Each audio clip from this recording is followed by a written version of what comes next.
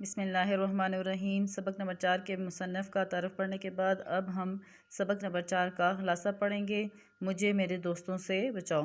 مجھے میرے دوستوں سے بچاؤ سجاد حیدری جلدرم کا مشہور انشائیہ ہے جو ان کی تصنیف خیلستان سے لیا گیا ہے، جو ان کے افسانوں اور انشائیوں کا مجموعہ ہے۔ اس افسانے میں افسانہ نگار کہتے ہیں۔ اب اس کا خلاصہ پڑھنے سے پہلے آپ کو میں دوبارہ سے افسانے کی تاریخ بتا دیتی ہوں۔ میں نے پہلے بھی کئی دفعہ آپ کو افسانے کی تاریخ بتائی ہے کہ افسانہ کیا ہے۔ افسانہ ایسی صنف ادب ہے جو ایک ہی نشست میں دیکھی بھی جا سکتی ہے اور پڑھی بھی جا سکتی ہے۔ افسانہ کسی بھی شخص کی زندگی کے ایک پہلو کے متعلق لکھا جاتا ہے۔ اب اس افسانے میں مصنف کیا کہتے ہیں کہ دہلی کے چاندنی چوک سے گزرتے ہوئے ایک بیکاری فقیر کو دیکھا جو صحت مند، لمبے چوڑے قد کا مالک ہے۔ اس کی شکل و صورت اچھی تھی لیکن اس کی بے حیائی اور بدمعاشی نے اس کی صورت بگاڑ دی تھی۔ بے حیائی اور بدمعاشی سے مراد یہ ہے کہ ہٹا کٹا ہونے کے باوجود، صحت مند ہونے کے باوجود کوئی کام کاج نہیں کرتا، محنت مزدوری نہیں کرتا، بلکہ لوگوں کے آگے ہاتھ پھیلاتا ہے، جو کہ مسلسل لوگوں سے فریاد کر رہا ہے کہ وہ 7 بچوں کا باپ ہے، پردیسی ہونے کے ناطے اس کا کوئی دوست نہیں ہے، اس لیے وہ بھیک مانگنے پر مجبور ہے۔ افسانہ نگار کے مطابق اس قصے کو سن کر کچھ لوگ اس کی مدد کر رہے تھے، یعنی اس کی بات سے متاثر ہوئے اور اس کی کچھ مالی مدد انہوں نے کی۔ وہ دیر تک چلتے ہوئے ان کی باتوں کو سوچتا رہا کہ یہ فقیر کئی وجوہات کی بنا پر افسانہ نگار سے اچھا ہے، اگرچہ افسانہ نگار اچھا تعلیم یافتہ، خوش لباس، کام کر کے اچھا خاصا کمانے والا تھا، جبکہ یہ فقیر مفت خور، جاہل، پھٹے پرانے کپڑوں میں ملبوس تھا، مگر پھر بھی اس کے چہرے پر بشاشت، تازگی اور اطمینان کے اثرات نمایاں تھے۔ فقیر کی حشاش بشاش طبیعت کی وجوہ پر غور کرنے سے معلوم ہوا۔ وجوہات کی جمع، وجوہات بھی جمع ہے، وجوہ بھی جمع ہے وجہ کی۔ یہاں پر وہ کہتے ہیں کہ حشاش بشاش طبیعت کی وجوہ پر غور کرتے ہوئے معلوم ہوا کہ فقیر کا چونکہ کوئی دوست نہیں ہے، اس لیے اس کے چہرے پر خوشی اور اطمینان کے آثار نمایاں ہیں۔ فقیر کی طمانینت کا نتیجہ اخذ کر کے مصنف اپنے 2 دوستوں کا تذکرہ کرتا ہے، جن میں ایک احمد مرزا ہیں جو ایک زلزلے کی طرح مصنف کے گھر آتے ہیں، عین اسی وقت تشریف لاتے ہیں جب وہ کچھ لکھنے بیٹھا ہوتا ہے، اور اس کے آنے سے مصنف کے تمام خیالات منتشر ہو جاتے ہیں، یعنی وہ جو کل خیالات وہ اپنے مضمون کو لکھنے کے لیے رکھتے ہیں تو وہ اس کے منتشر ہو جاتے ہیں، یعنی ان کے ذہن سے نکل جاتے ہیں۔ اگر وہ مصنف کے کمرے میں 1 منٹ سے زیادہ نہیں رکتا اور بہت پیار و محبت سے مل کر چلا جاتا ہے، مگر اس کے آنے سے مصنف کے خیالات کا سلسلہ ٹوٹ جاتا ہے اور پھر دوبارہ جوڑنے کی کوشش کے باوجود اسے نہیں جوڑ پاتا، یعنی کہ اس کے کام میں خلل ڈالتا ہے اور اس کے کام کرنے کا ٹائم ہوتا ہے ضائع کر دیتا ہے۔ مصنف کے مطابق اس کا دوسرا دوست محمد تحسین ہے جو ہر روز اس وقت مصنف سے ملنے کے لیے اس کے گھر پہنچتا ہے جب مصنف کے آرام کا وقت ہوتا ہے، اور پھر اسے اہل عیال کی بیماری کا ذکر کر کے ان کو اکتا دیتا ہے، یعنی انہیں تنگ کرتا ہے۔ جب بھی آتا ہے تو اپنے اہل عیال کی بیماری کا قصہ اگر اس سے بات کسی اور موضوع پر بھی کی جائے تو وہ گھما پھرا کر دوبارہ سے اپنی بال بچوں کی طرف لے آتا ہے اور اپنی بیماری کا ذکر کرتا رہتا ہے۔ افسانہ نگار کہتے ہیں کہ دوستوں کا نہ ہونا اگرچہ بدقسمتی ہے، لیکن زیادہ دوست جن کی وجہ سے انسان کے کام اور آرام میں خلل پڑے وہ بھی کوئی خوش قسمتی کی علامت نہیں ہے۔ دشمنوں کے وار سہ لینا تو کچھ مشکل نہ تھا، دوستوں نے دوستوں کو دھار پر لٹکا دیا۔ یہ ہے خلاصہ سبق کا، یعنی اس میں پوری کہانی وہ بتا دی گئی ہے کہ کس طرح مصنف ایک فقیر کو دیکھتے ہیں چاندنی چوک سے گزرتے ہوئے، جو دہلی کا مشہور بازار ہے، تو وہاں سے گزرتے ہوئے ایک مصنف ایک فقیر کی صدا کو سنتے ہیں، پھر اس سے متاثر بھی ہوتے ہیں، پھر کہتے ہیں کہ فقیر کئی وجوہات کی بنا پر ان سے اچھا ہے۔ وہ وجوہات یہ ہیں کہ وہ کہتے ہیں کہ وہ کہتا ہے میرا کوئی دوست نہیں ہے، تو اس کا دوست نہ ہونا اس کی خوش قسمتی ہے، کیونکہ میرے دوست میرے آرام اور کام دونوں میں خلل ڈالتے ہیں، یعنی کہ دوستوں کا ہونا وہ ایک خوش قسمتی کی علامت ہے، لیکن اس کا نہ ہونا بھی وہ بھی کوئی بری علامت نہیں ہے، یعنی ایسے دوست بنائے جائیں جو آپ کے مشکل وقت میں کام آئیں اور جو آپ کے آرام اور کام میں خلل نہ ڈالیں۔ بسم اللہ الرحمن الرحیم۔ مرکزی خیال: دوست غم خواری میں میری سعی فرمائیں گے کیا، زخم کے بڑھنے تلک ناہن نہ بڑھ آئیں گے کیا۔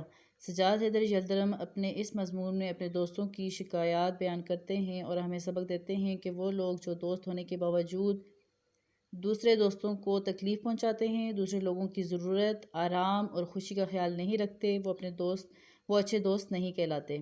دوست وہ لوگ ہوتے ہیں جو دوسرے دوستوں کی ضرورت، مشکلات اور ہر قسم کے حالات میں کام آتے ہیں، غالب نے مدرجہ بالا شعر میں ایسے دوستوں کی وضاحت کر دی ہے۔ ایسے دوستوں سے دور رہنا چاہیے۔ مجھ کو یہی شکوہ ہے اپنے احباب سے، فقط مجھ پر احسان نہ کرتے تو ان کا احسان ہوتا۔ یعنی کہ دوستی کرتے وقت سوچ سمجھ کر خیال رکھنا چاہیے، اچھے لوگوں سے دوستی رکھنی چاہیے، برے لوگوں سے دور رہنا چاہیے۔ ان کی صحبت کا جو ہے اثر ہوتا ہے، جیسے کہ حدیث میں آتا ہے کہ اگر آپ کسی بٹی والے کے پاس جائیں، اگر آپ اس سے کچھ خریدیں یا نہ خریدیں، اس سے آپ کے جو کپڑے ہیں ضرور جلتے ہیں اور بدبو بھی آتی ہے۔ اور اگر آپ کسی خوشبو والے کی دکان پر چلے جائیں، اگر آپ خوشبو خریدیں یا نہ خریدیں، آپ کو خوشبو آتی ہے۔ اس طرح اچھے میں جو دوستی ہوتی ہے، جو حلقہ احباب ہوتا ہے، اس کا اثر بھی انسان کے اوپر ہوتا ہے صحبت کا، اور جو برے لوگ ہوتے ہیں اگر ان کی صحبت میں بیٹھیں گے تو ان کا اثر بھی ہوگا۔ ہمیشہ جو ہے دوست جو ہیں سوچ سمجھ کر بنانے چاہیے، حلقہ احباب جو ہے مختصر رکھنا چاہیے، اور اچھے لوگوں سے دوستی کریں تاکہ آپ کی زندگی پر اچھے اثرات مرتب ہوں۔ بسم اللہ الرحمن الرحیم۔ سوال نمبر 4 ہے، مندرجہ ذیل الفاظ سے مذکر اور مؤنث بولے جانے والے الفاظ الگ کر کے لکھیں۔ ایک ہوتی ہے حقیقی تذکیر و تانیث جو جاندار چیزوں کی ہوتی ہے، اور دوسری ہوتی ہے غیر حقیقی تذکیر و تانیث جو بے جان اشیاء کی ہوتی ہے۔ ہم فرضی طور پر کچھ چیزوں کو جو ہے مذکر بولتے ہیں اور کچھ چیزوں کو مؤنث بولتے ہیں، جیسے کہ کرسی ہوتی ہے مؤنث، دروازہ ہوتا ہے مذکر، چھت ہوتی ہے یہ بھی مؤنث ہے، پنکھا ہوتا ہے یہ مذکر ہے۔ یعنی کہ کچھ جو چیزیں ہیں ان کو فرضی طور پر مؤنث اور فرضی طور پر مذکر کہا جاتا ہے۔ حقیقی تذکیر و تانیث جو ہوتی ہے وہ جاندار اشیاء کی ہوتی ہے۔ آج ہم الفاظ کی تذکیر و تانیث پڑھیں گے۔ قول، واسطہ، انکار، جوش، صدا، حالت، طبیعت، ملاقات، نعمت۔ ان میں سے مذکر الفاظ ہیں قول، واسطہ، انکار، جوش، اور مؤنث الفاظ ہیں صدا، حالت، طبیعت، ملاقات، نعمت۔ اس کے بعد ہے واحد جمع۔ واحد جمع جو ہیں دیے ہوئے واحد الفاظ ان کی ہم نے جمع لکھنی ہے۔ غریب، غربا، جاہل، جہلاء، شکل، اشکال، لفظ، الفاظ، خیال، خیالات، لقب، القاب، تصنیف، تصانیف یا تصنیفات۔ بسم اللہ الرحمن الرحیم۔ اعراب لگائیں، یہ کوسچن ہے، کوسچن نمبر 5، اور اس کو آپ نے کیا کرنا ہے دوبارہ سے کاپی کے اوپر لکھ کر اور دوبارہ آپ نے اعراب خود لگانے ہیں۔ آگے ہے کوسچن نمبر 6، مدرجہ ذیل الفاظ کو جملوں میں استعمال کریں۔ الفاظ اور جملے دیے گئے ہیں۔ حالت زار۔ حالت زار کا مطلب ہوتا ہے بری حالت۔ فقیر بڑے مؤثر انداز سے اپنی حالت زار بیان کر رہا تھا، یا فقیر جو ہیں بڑے مؤثر انداز سے اپنی حالت زار بیان کرتے ہیں۔ غریب الوطن، وطن سے دور، مہاجر۔ غریب الوطن لوگ مہاجرین کہلاتے ہیں۔ بشاشت، تندرستی، اپنے رشتہ داروں سے ملنے کے بعد بشاشت ہوتی ہے۔ بشاشت کا مطلب خوشی بھی ہوتا ہے۔ قابل رشک، افسانے کے فقیر کی تندرستی قابل رشک تھی۔ قلم بند، اگر کوئی ملک کے حالات کو قلم بند کرتا ہے تو اسے حوالات میں ڈال دیا جاتا ہے۔ جمع غفیر، بڑا ہجوم، جہاں کہیں بھی کوئی سیاسی مجلس جلسہ ہو تو وہاں پر جمع غفیر ہوتا ہے لوگوں کا۔ شناسائی، آشنا یا واقف ہونا، ہمیں غریب بچوں سے شناسائی رکھنی چاہیے تاکہ ان کی مدد کی جا سکے، یعنی مالی مدد۔ مصافحہ، مصافحہ کا مطلب ہوتا ہے ہاتھ ملانا، ملنے پر مسلمان ایک دوسرے سے مصافحہ کرتے ہیں۔